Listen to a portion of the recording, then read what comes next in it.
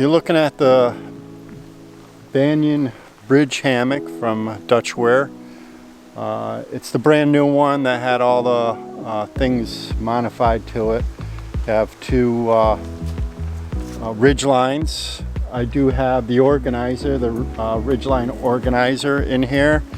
They do have these little special holes that he has, little grommets to go through, and of course he's got the T-bones, the bones to unhook them. I've had 2 nights in this and it's a very comfortable hammock. It's really, at first you feel it's a little unstable, but once you get in it, you're down and you relax and you can lay on your side. It's a very good hammock for people who don't want to gathered in hammock because they can't sleep on their sides. It's a really good hammock. I did put a couple things on here for water just in case, dripping, but the buckles do pretty good. I have a Superfly that I put on there, a 11-foot Superfly from War Bonnet that I was using, and it covers that really good. So if you're looking for a tarp for that, the Superfly really does a great job. Now, a lot of people say when you get in it that it's going to poke a hole. I found some automotive rubber for radiators. It's got a little hole and I cut just a little bit out of it and I put it on the ends so it won't do that. Plus I didn't put it on first because I forgot I had it in my bag, and when I got in there last night I got in it like a normal person and it touched the tarp, but it didn't even puncture it, do anything. So as you see, the Nemo tensor, the long wide one, fits in here perfect. This is a single layer Banyan, and I didn't want the double layer because I'm going to use my bottom quilts and top quilts in this when I go out. I slept great in it, not a problem. It does move around, the pad moves around, but not as much as you think because it's really wide and long and it takes up the room for it to move around a bit, you know, swivel and so on. Really a nice hammock, everyone. The only issue that I say that I didn't really like is getting in and out of it. When you get in and out of it, everything that's in here wants to fall forward, which is okay. I don't really have much that I'm just me and my sleeping pad, you know, and the sleeping bag.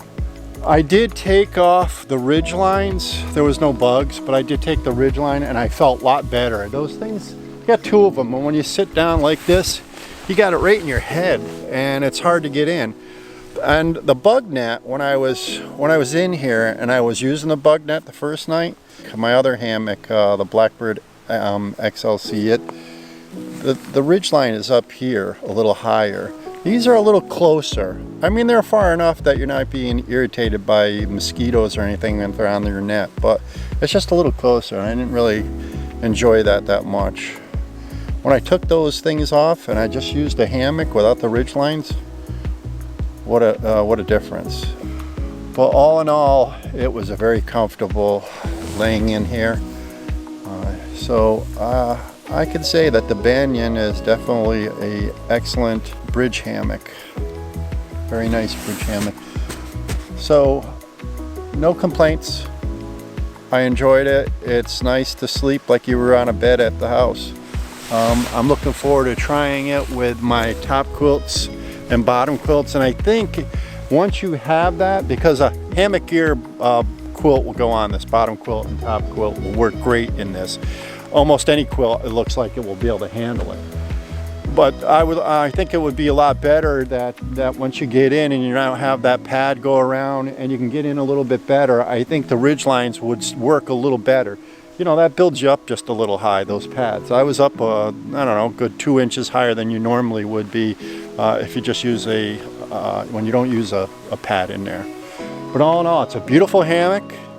It's easy to hang. I used the cinch buckles and some Dutchware clips to go around the tree. So really a pretty little hammock and very comfortable. I enjoyed it. So you can't go wrong buying it. You just might find a couple things that you don't like in it, but all in all, it's a good hammock, and it's worth it. And it's lightweight. I forgot how much it weighed, but it only weighed 6 ounces more than my Blackbird XLC. Only 6 ounces, so it really is nice. He's got, like I said, all the upgrades on this. Anyways, my first impressions were good. I enjoyed the 2 nights that I was in it, and can't wait to do it without a pad. All right, I will see you on the next video. Enjoy your hikes.